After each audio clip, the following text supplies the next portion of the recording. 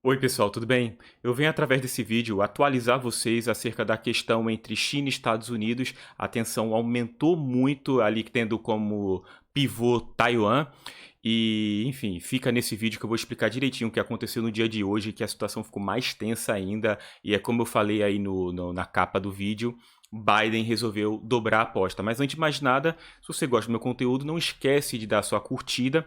Deixa aqui algum comentário porque ajuda muito a propagar meu canal aqui no YouTube, tá? E se não é inscrito, considere se inscrever já para você ficar vendo aí em primeira mão meus vídeos aqui na plataforma, tá bom? Mas vamos lá, como eu falei, o Biden resolveu dobrar a aposta. Se você assistiu meu vídeo ontem aqui no canal, eu vou deixar inclusive o link dele aqui na descrição, aqui abaixo desse vídeo. Eu acreditava que os Estados Unidos iriam recuar. Eu acreditava nisso porque é algo inegociável para a China. A China não vai abrir mão de Taiwan.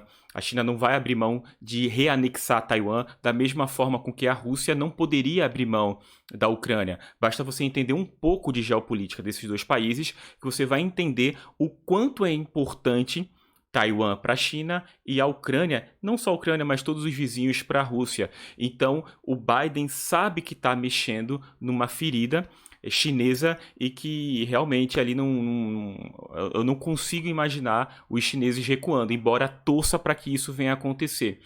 A Nancy Pelosi, a presidente da Câmara dos Deputados lá dos Estados Unidos, anunciou em abril que viajaria ali para o Extremo Oriente e há pouco tempo decidiu também aproveitar essa viagem e visitar Taiwan. E a primeira pergunta que surge aqui para a gente é: por que que a China é tão hostil a essa viagem da Nancy Pelosi a Taiwan? A questão é simples. Você sabe que a disputa da China com Taiwan é uma disputa por reconhecimento internacional. Até a Revolução Chinesa, ambos constituíam um único país, a China. Depois da Revolução Chinesa, as duas tropas que guerreavam, uma passou a controlar a ilha, Taiwan, a outra passou a controlar, a vencedora, né, o continente. E ambas passaram a lutar no cenário internacional por reconhecimento. Taiwan foi reconhecida pelo Ocidente até a década de 70 como a verdadeira China. Na década de 70, ONU, Brasil, Europa e no final da década de 70, os Estados Unidos passaram a reconhecer a China continental.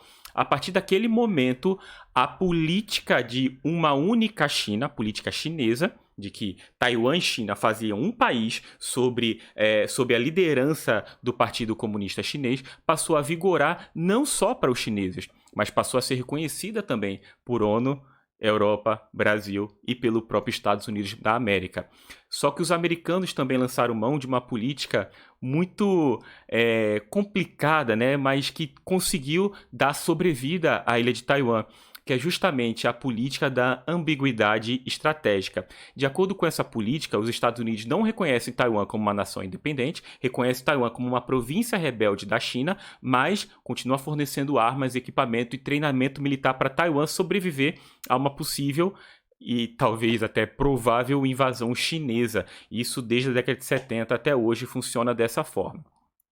Só que, principalmente ali no final da década de 90 e início dos anos 2000, a China passou a crescer muito economicamente. E há 10 anos atrás, o Xi Jinping chega ao poder com uma outra postura geopolítica. A China já não é mais aquela China da década de 70, 80, pobre. Agora é uma China que é a segunda maior potência mundial. É uma China que consegue, em muitos aspectos, lutar de igual para igual com os Estados Unidos e com qualquer outro país do mundo. Xi Jinping, ele busca trazer de volta todo esse orgulho chinês. E a principal marca desse orgulho ferido da história recente da China é justamente Taiwan não fazer parte do território chinês efetivamente. Embora o mundo todo reconheça Taiwan como a China, né, como território chinês rebelde, mas efetivamente a China não governa Taiwan.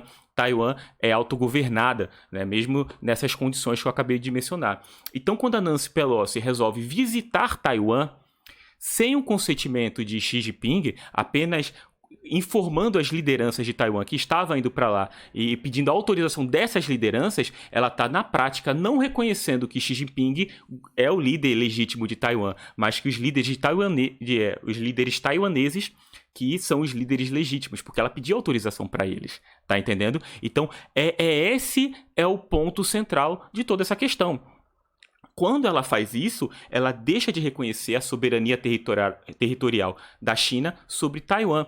E a Nancy Pelosi não é uma líder, aliás, uma mera deputada americana. Ela é líder, ela é presidente da Câmara dos Deputados dos Estados Unidos. E ela pertence ao partido do Joe Biden. Se o Joe Biden quisesse, ele pausava essa ida, ele cancelava, ela ia fazer alguma outra coisa em algum outro lugar do mundo e essa situação seria contornada de outra forma. Que, aliás, até ontem era o que eu achava que ia acontecer. Eu achava que os americanos iam recuar, né? Porque eles sabem que esse é um ponto inegociável ali da China e que algo muito feio pode estar a acontecer. Mas Nancy foi, o avião dela pousou, escoltado ali por vários caças da Força Aérea Americana, exército de Taiwan em prontidão, exército da China em prontidão. A China fez várias ameaças no dia de hoje, inclusive com aeronaves, caças da Força Aérea sobrevoando Taiwan, com navios se movimentando, ali foram detectados pelo Japão, e o exército se posicionando justamente no ponto mais próximo entre China e Taiwan. Mas, depois de toda a ameaça feita no passado pelo Xi Jinping, isso, no momento de hoje, não passa de um cachorro ladrando, se é que vocês me entendem. Porque se o Xi Jinping não tomar uma atitude efetiva, e eu torço para que ele não tome, torço para que também o Biden recue, que todo mundo recua, mas geopoliticamente, se o Xi Jinping não tomar uma atitude efetiva, ele vai ser visto como um líder fraco. Ele volta para o guarda-chuva americano, ele volta a ter aquele entendimento geopolítico, ele passa a impressão do entendimento geopolítico de que hoje há apenas uma superpotência mundial e ela consegue interferir na questão que quiser em todo mundo, inclusive nas questões mais íntimas de seus maiores inimigos, que é justamente o que está acontecendo hoje. Um outro detalhe é que os aliados da região também estão se movimentando. Inclusive, os americanos anunciaram para muito breve um exercício militar conjunto entre Estados Unidos, Japão e Coreia do Sul, mais ali para o meio do Oceano Pacífico, ali próximo ao Havaí. A Rússia, por outro lado, anunciou que ajudará a China no que for necessário. A Coreia do Norte, mesma coisa. Então você vê o sistema de aliança começando a ser montado. Mas vamos rezar para que essa situação recue. Aí você vai me perguntar, professor, e se os americanos recuarem? O que acontece?